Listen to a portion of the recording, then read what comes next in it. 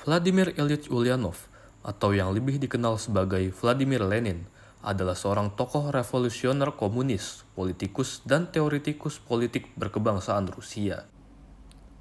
Vladimir Lenin dilahirkan di Simbirsk pada tanggal 22 April 1870. Ia adalah salah satu dari 8 bersaudara.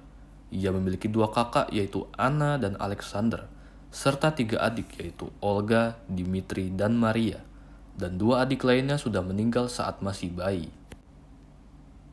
Ayah Vladimir Lenin bernama Ilya Nikolayevich Ulyanov, dan ibunya bernama Alexandrovna Blank.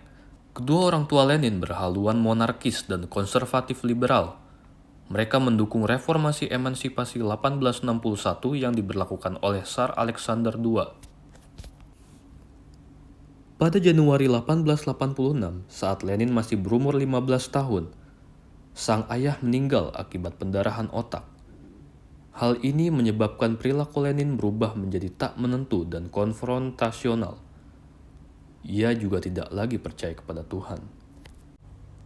Lenin sempat mengenyam pendidikan di Universitas Negeri Kazan, tetapi dikeluarkan karena terlibat dalam protes anti-Tsar, hingga pada tahun berikutnya ia bergabung dalam gerakan politik radikal sebagai pengikut Marxisme.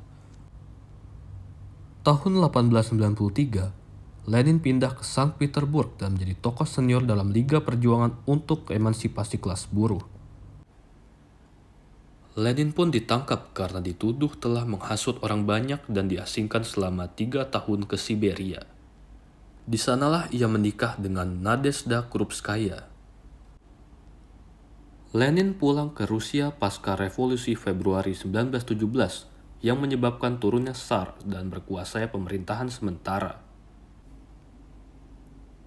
Saat Lenin menjadi pemimpin faksi Bolshevik, ia memegang peran utama dalam melancarkan Revolusi Oktober 1917 yang berhasil menggulingkan pemerintahan sementara Rusia dan mendirikan RSFS Rusia.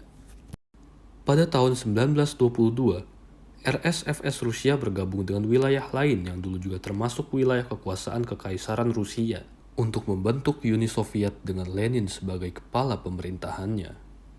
Hingga pada 21 Januari 1924, penyakit Vladimir Lenin secara tiba-tiba kambuh hingga menyebabkan ia meninggal dunia.